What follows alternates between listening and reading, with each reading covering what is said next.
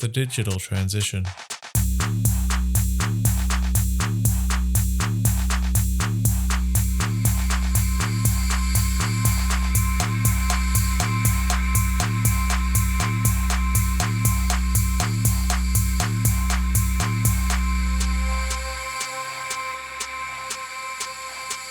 The Digital Transition, a podcast series created to assist those tasked with implementing digital strategies, where we will share our knowledge and experiences to support you in your transition.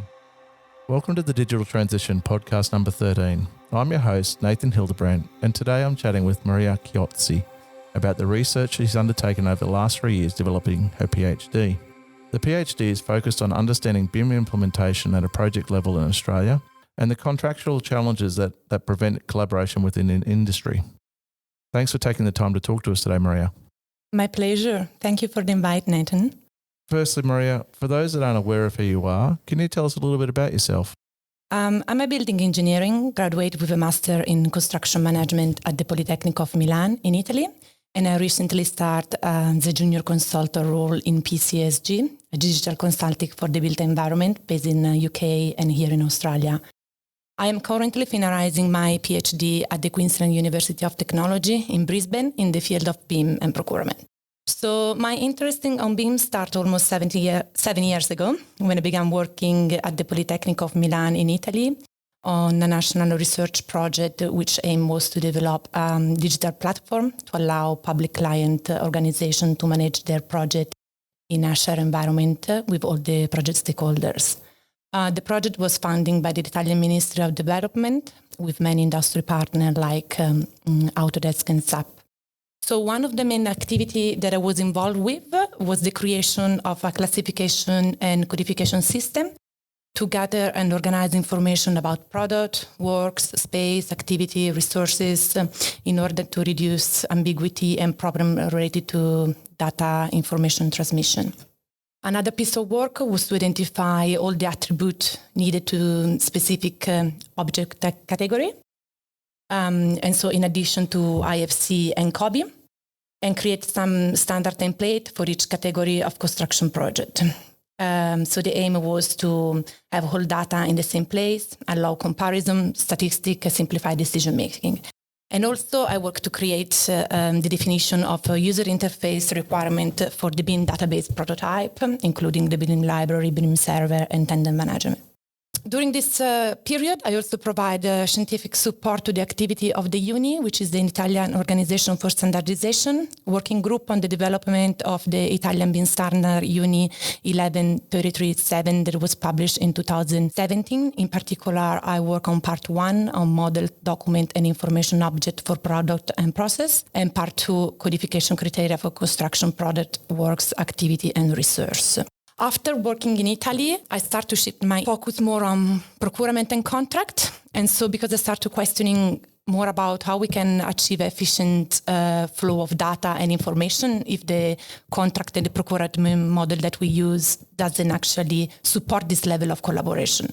So I came across Alliance in Contracting, Integrated Project Delivery, and Lean Management, and everything started to make much more sense. So I moved to Australia in 2011, when I received a scholarship here at the QT, and I worked to try to answer this question. So there's something I didn't know about you till today, but you and Marzia Bolpagnia went to the same university. Yes, so she did a PhD at the Polytechnic of Milan. Yeah, so she started when I actually left to move here in Australia. Yeah, but I know Marzia, and she was working with Professor Angelo Cherubini. So it's a very good group. So it's producing a lot of talented BIM experts at that university. Yeah, I think so. All around the world. That's exciting to hear. So you've been busy over the last few years completing your PhD. Yeah. And I guess you kind of briefly touched on a little bit about in terms of your interests that you've been touching on there, but with regards to yourself, can you share with us a little bit about the key topics of your research? My PhD focused on understanding BIM implementation at the project level in Australia and the contractual challenge that prevent collaboration in the industry. So I saw that often BIM was understood more as a technology and less as a process to support decision making, and there was not really integrating in the procurement strategy. So why might be used on a single organization to improve your own performance? Still, there is a lack of a cohesive approach to create and share, manage information in a more holistic way across the whole project lifecycle to improve the overall project performance. During my PhD, I had the great opportunity to interview a high level of experts, including senior manager, BIM or digital engineering director, lawyer, across government, consulting firm, construction firm in Australia and New Zealand. And in parallel, I investigate on the approach used in United States called integrated project delivery. And in UK, I was interested on the recent project that used a new procurement form, which was integrated project insurance. And I was trying to understand how we could learn from them and apply here in Australia. So in the United States and Canada are countries that are leading on collaborative contracting, which is IPD, which is actually come from Alliance in Australia. And they also use integrated with BIM and Lean construction. By looking at the IPD, I approached the concept of Lean, which is very rooted in the IPD process. This is why IPD is also often called Lean Project Delivery System. So as part of your introduction, you talked about starting a new junior consultant role with PCSG. Can you share with the listeners some of the details on your role and what you'll be performing on a day-to-day basis with them? Yes. So I joined PCSG as a junior consultant and a PhD intern a few weeks ago. PCSG is a digital consulting for the built environment with clients around UK and Australia. Mark Bew is the chairman of the firm and for many years was the chairman of the Digital Built Britain program. So what attracted me about PCSG is the way they approach to do things, focus on creating outcome.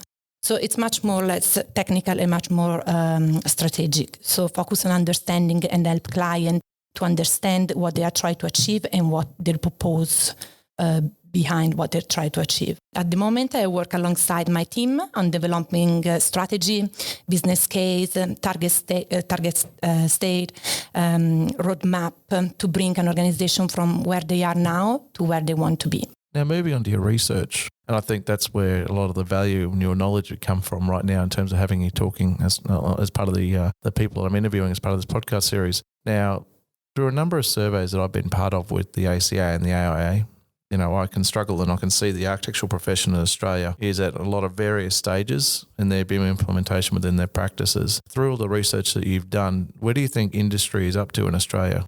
I think that within the Australian market, there are many consultants as well as contractors. They have already internal BIM standard and framework in place for their own advantage without the client necessarily requiring them to do so. And they are also educating their sub-consulting or subcontractor that they appoint to help them to become more capable. So whether an engineering or an architect or contractor, you can start accumulating some benefit by just adopting BIM internally. However, I think this is approach, it's very self-driven by individual organization, which utilize BIM and information management to de-risk and optimize their own work. So this benefit can potentially multiply when you start to apply this on project level, when information are shared among different organizations and different disciplines. If we look at the project level, it's also very difficult to measure whether BIM projects succeed or not, and the level of industry capability, unless there is a demand. At the project, we have to start with the client as a demand organization, right? From a lean perspective. So we need to know what they are demanding, and so the supply chain will be able to improve their ability to deliver what is being demanded. So clients, I think they need to be educated about what they need and the value they want to add. So what they are trying to achieve. So asking questions if they are trying to achieve better concrete engineering, or if they try to speed up the process of the trying to get a model for the asset management purpose. So then we will be able to measure if the team, the supply chain are able actually to deliver against these uses. So if there is not defined purpose to start with, there are not defined deliverable, and there are not defined requirements, so it's very difficult to measure whether a BIM project succeed or not, or if the supply chain is capable of not. One of the things that I think that was interesting in your last comment was in regards to each individual business having their own way of doing things. What's the importance of clients potentially following standards so that they're not creating these new bespoke systems that essentially, they're standard for their own standard's sake and moving industry forward, that's obviously a lot of effort that's going to be required for consulting firms that have built their own internal standards to now actually adapt to, international standards that are now released. Is that an important thing? As I mentioned before, I think the client it's play a fundamental role, and it's the lack now that the client doesn't know how to actually manage a BIM process. So following international standard can be a guidance for them as well.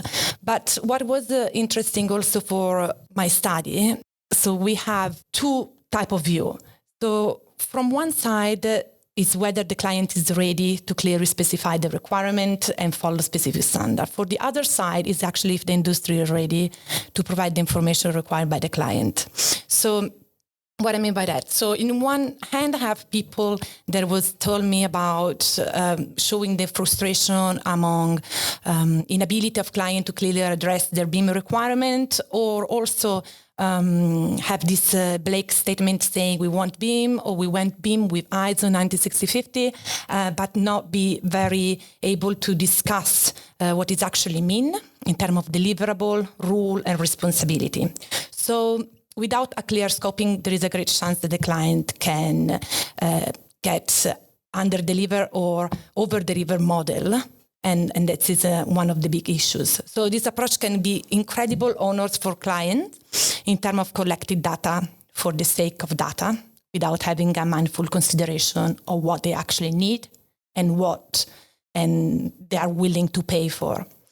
From another perspective, so there was also an issue whether the industry is ready to provide the handover deliverable and information required by the client. So there are a few sophisticated clients that have started to understand the value of data-driven process, and they are demanding data for the asset lifecycle and operational strategy. So they publish tender now that which their BIM requirement and information deliverable and are very rich and are very specific. But under this scenario, I have many people told me that they are not sure that there is a sufficient level of understanding and skill in industry. It's the possibility is that we start to have clients that asking for specific information, but designer and contractor will not understand exactly how much work they need to put to deliver this type of information. In particular, for the type of information that are usually untypical provide at the specific project stage, but usually typically on handover. And so depending which degree we are using BIM, if it's only on space level design or coordination, or when we move from modeling to information, it's become much more complex.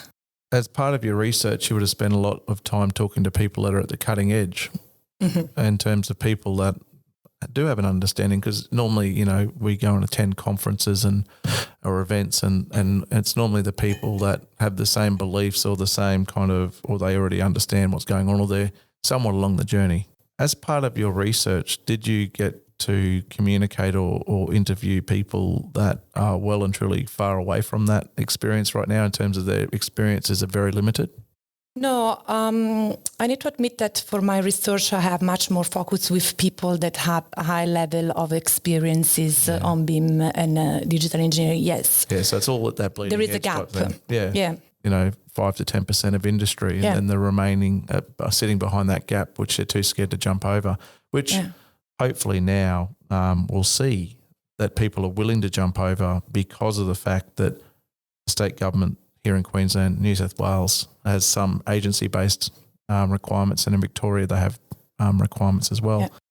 Do you think from your research and the comments and questions you are having, and I could kind of pick an answer maybe out of what you just said, do you actually believe that there's currently enough capacity of BIM-capable organisations in Australia that will actually meet the BIM deliverable requirements of the state governments that they actually have within their current policies? So if you think about the Queensland Policy, it's now focused on projects that are up to 50 million. So we are talking about relatively big project, and so in this range, yes, I think there are capability, especially for the tier one consulting, and they are the capability to learn and to make their sub-consulting capable as well. So this is one of the main points. One of the areas I think that's also worthwhile thinking about, though, and this is where I think the policy is right in talking about that $50 million starting point, and I think the consulting teams at that level are well and truly ready for it. But my main concern actually is at the contractor level and the subcontractor level, and more so if we even go even further, is the manufacturers.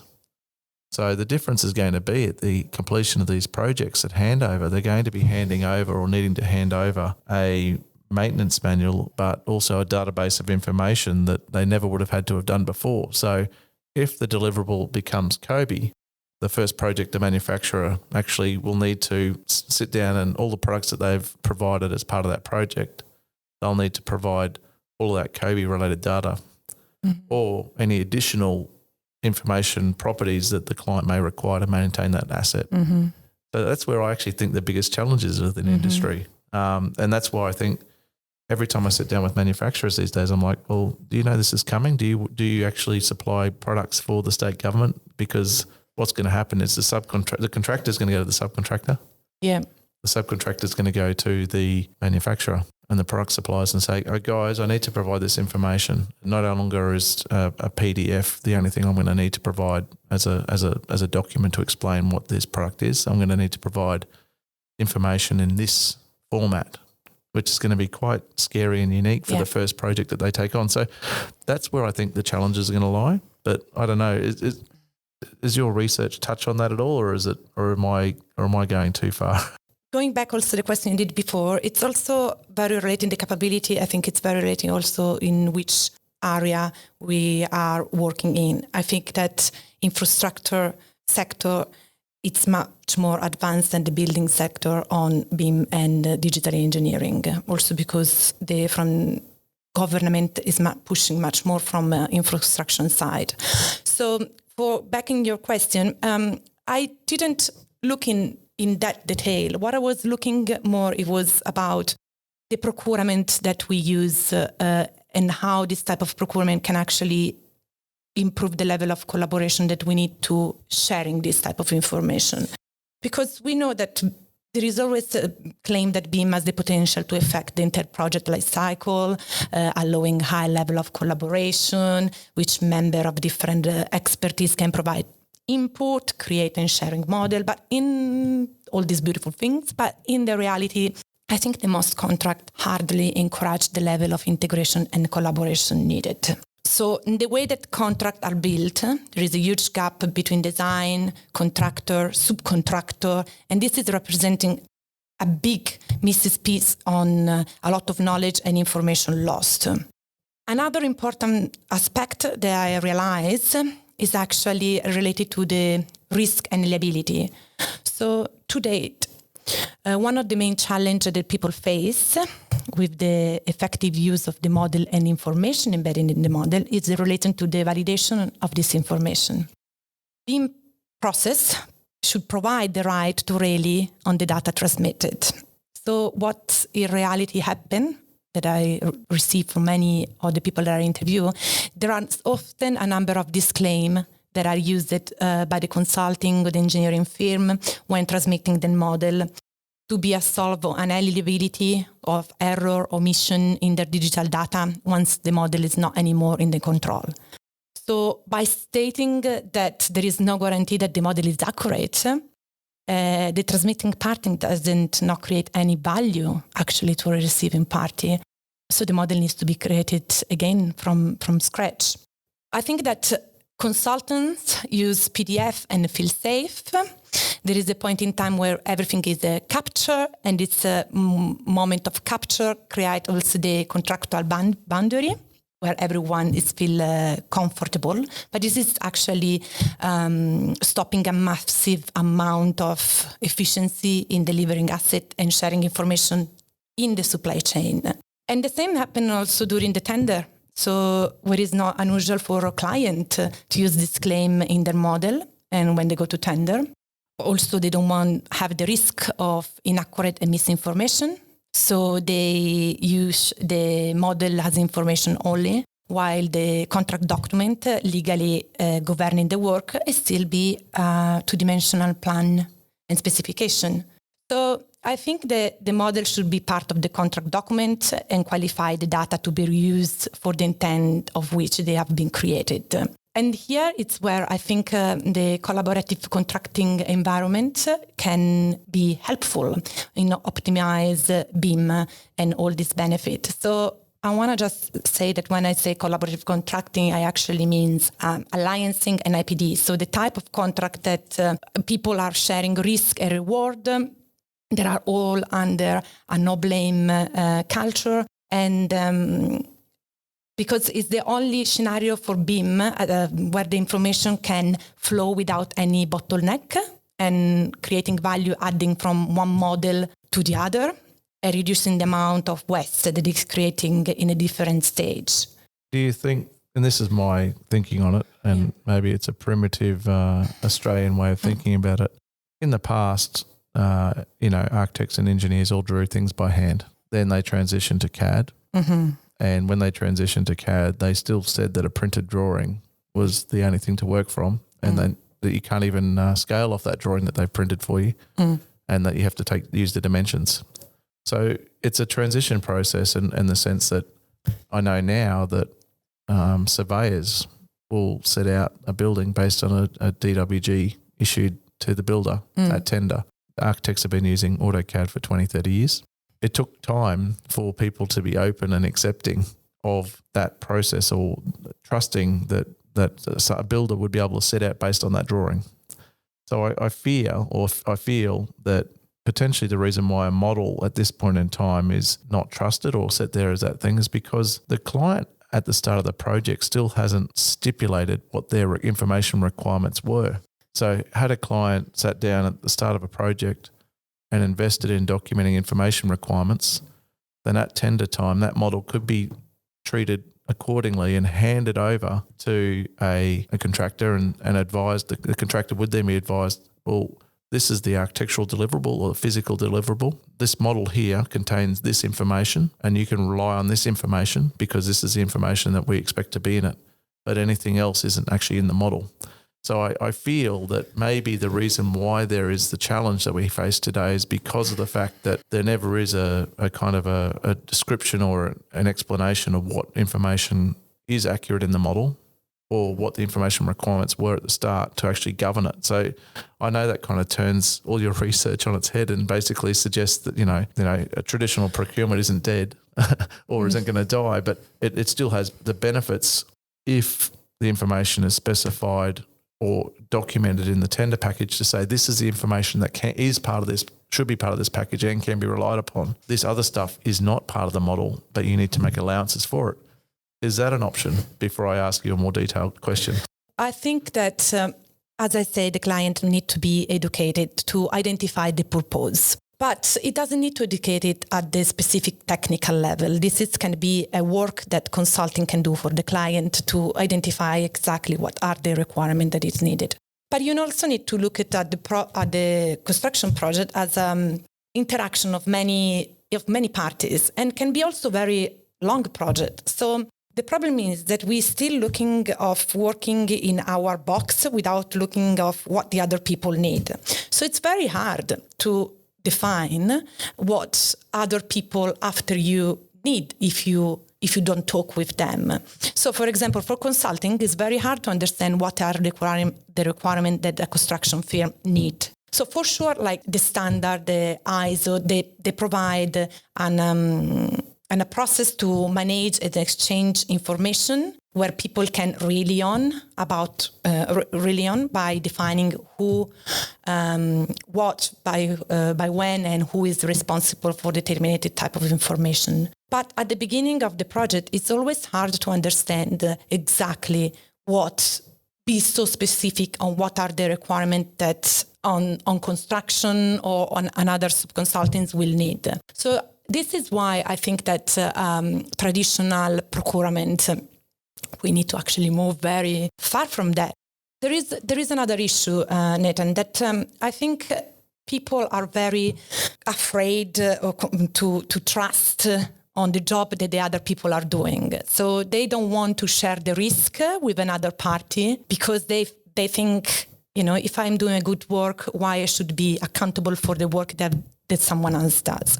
What actually collaborative contracting doing and alliancing is actually put everyone at the same level because they share same risk and same reward. So everyone is at the same level and everyone have the same voice on the table. Yeah, that's what I'm scared of. Well, but that's it. Yeah. It's actually pretty different because I analyze many different type of procurement, no? And if we look on other type of procurement like DNC, which is there is an early involvement of the contractor or the early contractor involvement. Yes. I actually discovered that this doesn't necessarily improve collaboration because the consulting firm is still feel themselves not at the same level of the contractor. They try to push the authority. And so instead of everyone working for the same goal and challenging innovation, there is always one party that has much more weight on the other one. So this can be a scenario that everyone then look for their own interest instead of the interest of the project. But when we're talking of alliancing or IPD or the UK Integrated Project Insurance, we are talking of on a virtual organization and trust on the other people working. And usually when this type of procurement start with is a qualification based on selection. So you joined the tender with your team and with the other organization that you are already work with. So you know how they work with you. People are select based not just the individual performance, but how they perform with the whole team. And there is a lot of work that is done during this procurement to improve the level of collaboration and trust between parties. I can't see the disadvantage. I wasn't saying it was a disadvantage. It was just more about one of the things I always struggled with in my career working on architectural projects is sometimes, because of the way the market works, in particular on government-funded projects where the first past the post. So it's always lowest tender wins, right? Yeah. And when you have scenarios like that, it doesn't play nice. And the other challenges that are going to occur will be trying to convince, agencies that this is a methodology that's actually going to be in the best interest for a project. And the best interest of the project has a couple of levels. It has two levels, right? So the first thing is the project itself and the stakeholders around that. Mm-hmm.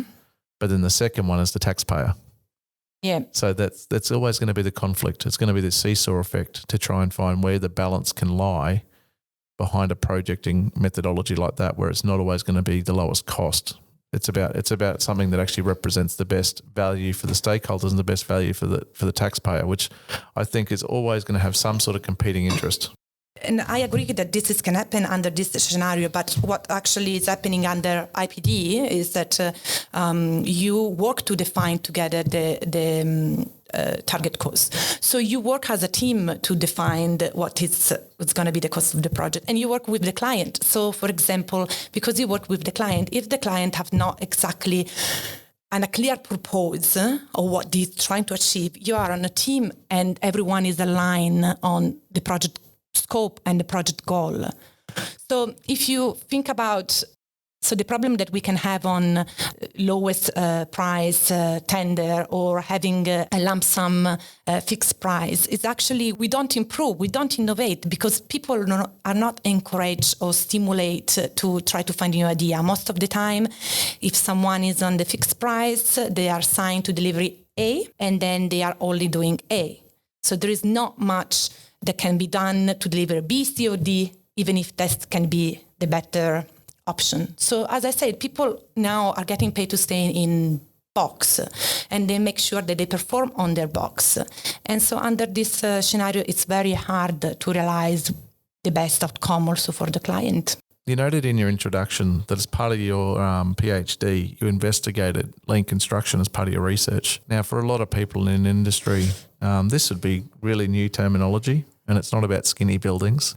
It's a little bit more than that. Mm-hmm. And I know it comes from, the Toyota way of thinking. And then once again, I remember having a management meeting about a couple of years ago trying to explain to people what the Toyota way was, and that still kind of was foreign to people. So can you explain to the listeners, and I think this is an important part of this podcast in a sense that even though it's a small part of it, but just so that people can get an understanding of what lean construction is and why people would be looking to embrace lean processes. It's hard to really define what lean is. But before to answering what is lean construction, I want to give you an overview of what lean is in a main principle. So the that might be easier. Yeah, starting from the history. So the term lean was introduced actually for the Western world by a member of the MIT International Motor Vehicle Program. And it was to describe the new paradigm that was called Toyota production system. That was challenging the American system of mass production by using less of everything. So there was little capital, material, space, time. So, and their answer was to focus in flow efficiency. Produce only what it's been ordered. So Toyota in this way learned the importance of really know what the customer want. So the customer represent their end. What does the customer want? When the customer want the product, and what amount does the customer want? So they create what is called just-in-time, which is about creating flow in production by eliminating all inventory and only producing what the customer desire. And they develop the built-in quality process in which all operators are allowed to stop the entire production line as soon as there is a problem or defect in the product is detected, which means discover what is happening, stop, fix immediately the problem, and investigate and correct the root, which is very different from keeping the line working and then at the end try to fix it. For me, lean is an operational strategy to continue improve flow efficiency, which is very well described in a book called This is Lean, written by Nicholas Modig. Lean had two main goals: minimize the process waste, so identify what is the waste, which are all the activity that require resource in order to be complete, but create no value from the client point of view, and improve the volume generation from the client.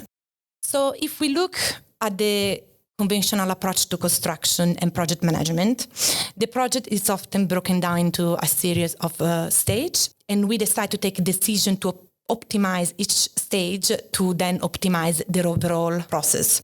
What Lean does is actually challenge this approach. Lean focuses on what we call the system, which is the way that the team operates as a whole. So Lean recognizes that breaking down the project in separate stage and decision introduce actually much more value loss and waste, because there is no interconnection of stage and decision, so they are not really taken fully in account. So what is actually important to understand in the construction is that all the stages are interconnected and interdependent, and so emphasize on the importance of looking at the whole rather than individual stage. Another important lesson from Toyota is the company management commitment to continually invest in the people and promote the culture of continuous improvement. The essence of Toyota is that each individual employee is given the opportunity to find problem in his own way of working and to solve them and to make improvement. So they say that one of the successful lean thinking is building people and then building product. So continuous improvement is Toyota's basic approach of doing business. And lean construction is the adoption of the Toyota production system But it's not just imitating the tools used by Toyota in a particular manufacturing project, but it's developing principles that can be useful for the organization. Yeah, now one of the things I think that might be challenging for people in the first instance when they hear that process and the stages are essentially removed would be in and around the concepts that most of the time when you're building a building, it's a bespoke building every single time. So you may be doing similar trades and you might be building walls that you built numerous times, or you might be laying carpet, but the construction of that building is unique compared to a car where in Toyota's sense, they may have, 100 different types of car by the time they have, the different paint finishes, the different add-ons and stuff like that they do out of the factory. And I guess the other critical factor being when you have a situation like where a client needs to sign off on concept design, is it something that probably lean might not be so intensively used during a design phase, but more so in construction? Because I think construction is the areas where they've identified significant waste and significant waste typically around time, where people are spending most of their time, there's I think 10 to 20% lost in Australia in time where they're waiting for things to arrive. They haven't optimized their site usage and they've ordered the supply chain is ordering things at the wrong time. Is that where it's probably most beneficial to a client in the construction phase, or has someone actually come up with a solution to manage the challenges that you have during the design as well? Yes. So this is one of the biggest issues because in construction, lean is often referred to be used in the construction stage. Yep. And in particular using technique such as the last planner system of collaborative planning, which is absolutely a powerful tool because help people to manage and create more reliable scheduling. So there was a project where I participated here in Australia. It was a construction project. And when we arrived at the project, we measured the percent of plan or the activity complete at the end of the week. And it was around 40%. And then we start to apply the collaborative planning and explain to them the importance of making reliable commitment. So thinking of what you can really deliver during each week. And then at the end of the day, look, if you deliver the activity or not. There is no half, it's yes or not. And then identify which was the root causes for not the activity being delivered. And this was a big lesson learning for them, we're still collecting information, but we are at the stage now that they pass through 40% of activity be complete in a week to 85% of activity be complete. So definitely there are some tools that can be applied in different stages of the project and it can be powerful. And there are many cases also in research that demonstrate the benefit. Because if you think also there is another important topic when it's come from lean, people also always ask, what's the advantage of using lean and digital engineering? No? It's the way of thinking in something a little bit more intangible, and so it's hard to understand for people. But if we look at the lean principle, what's the first one is the value for the customer. The second one is stream mapping. The third one is establish the flow. The first is pool planning, and the fifth is establish perfection. So why we can't use this principle also to manage all the information that came out from a BIM process? So what I actually did on my PhD, it was using this principle as a base to manage all the information that come from BIM. For example, at the beginning of the project, with on the conception. With client and designer. So why the idea is having focus on what's the value for the customer. So translating in BIM, it could be what is the purpose, what we are trying to achieve, what uses we want to get from BIM. So it changes the conversation. And then we stream the mapping. So we stream the information flow. We identify any step that not deliver value, and we eliminate that. We establish the flow. So what we do in this one, we actually describe which one are the information that need to be exchanged, by who, when, by and which kind of information. And then perform the pool planning and so on. One of the main things that this bring the attention is this approach requiring to change the perspective regarding who is the customer and how we can deliver the value to them. So if you think about in the design, the customer is not only the end client, but it's who you end off your work. For example, an architect.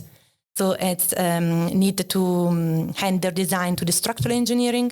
The structural engineering become their customer. And the architect need to provide value not only to the client, but also to the structural engineering. And therefore, architect and structural engineering should address questions like what information or what is deliverable that needs to be end off. And so determining how and when each early task should be accomplished to enable them to start working. So yes, there are lean tools that now are much more focused on the construction phase, but the idea of lean, the concept of lean and lean principle are very much useful along all the project delivery. It's really changing the way we approach projects and the way we interact with the other people. So it's something that wouldn't even be just for construction. You could do it for event management. It's just an approach to actually project managing and the delivery of anything. Yeah, exactly. Yeah. So it's actually a new way of, it's a different project management system. So we focus we start with the end in mind. So, and we go drawbacks. So what we need to do in order then to be sure that, for example, a milestone is achieved, we are the people that we need to talk with, which kind of information we need to have with them. And it's very different for the current way that we manage project, because now it's much more day by day. So we look at what's happened next, but we don't have a very big picture of what we need to achieve. Highway England showed that during the 5-year period between 2010 and 2050, they achieved £100 million of saving from lean intervention. And in the period of 2015 and 2020, lean has a target of contribute of 2,050 million of saving. Just a small one. So in terms of a last question, I guess to tie all this together, because for people listening right now, they're kind of going, this is an unusual journey that we've gone on today as part of this discussion, but every PhD has an outcome. So we've gone through the journey of understanding the capabilities and what people are doing here in Australia right now. We've talked about the contractual challenges of how people, don't want to work together, or they're struggling and pushing risk, and alliancing is very important. And then approaching the delivery of projects from a lean perspective. So you've kind of gone on an interesting journey through your PhD to understand all of those three items, and I'm assuming there'll be a lot more which we don't want to talk all day about. But what was the result? So in terms of the result, which isn't finalised yet, it's currently sitting there getting checked over, but the output you did kind of touch on in your introduction, but let's go through the proposed output that you've got as part of your PhD to close this one out.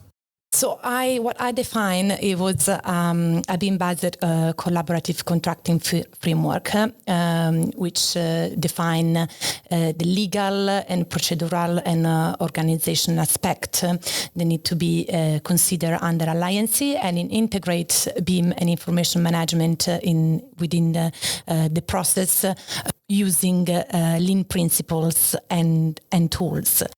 So this was the main outcome, and it has been validated with many experts and stakeholders in the industry. But also there are a few recommendations that I wrote after all this journey, and As we mentioned during our conversation, the first one is actually that if we want to achieve efficiency in project delivery, we need to achieve a high level of collaboration integration. So we need to pass through the uncomfortable feeling that many have on trusting the other job and or embrace noble culture and start to perform as a unique team. And we need to move from fixed price contract and risk allocation, because this is actually set the limits that we have in collaboration. And of course, embrace this new paradigm like lean and how this can help us to have a big picture and improve the project efficiency, and how this can help us on a digital engineering space to have much more clear idea on how to define an information management, how being sure that we receive the data at the right time from the right person, and so on. I will happy to show then the framework once it's one is finalized. Maria, thanks for taking the time to talk to us today, discuss the topics covered in your research and your PhD. So I have one final question for you, one that I've been asking all of my guests. Mm-hmm. What does BIM mean to you? All right. This is the hardest one. No. So for me, BIM is a part of the digital revolution that is changing the way we approach and manage projects so far. So can be used as a driver for a change. For me, the main contribution of BIM is that it brought awareness of having quality of data and an efficient information management process in place. And this can bring value in any phase of the asset, in planning, in the design phases, construction phases, and especially in the operation and maintenance. But what technology and innovation is actually moving very fast. It will get even very faster in years come. So I think that an organization to stay competitive need to have a transformation set in agenda and not a transformation on in agenda, and be able to embrace this is continuous change. And the change needs to be an intrinsic part of this organizational culture, which is aligned with what is a lean organization. So the lean organization is the one that continues the improvement process. Thanks once again, Maria, for your time. For more information on Maria and the topics we discussed today, please head to our website and find the links to the various documents that we discussed today for further reading. I look forward to sharing our next podcast in a fortnight's time. Until then, good luck with your digital transition. For more information, or if you'd like to continue the discussion in the comments section, head over to our website, thedigitaltransition.com. Remember to subscribe so you don't miss out on our future podcasts.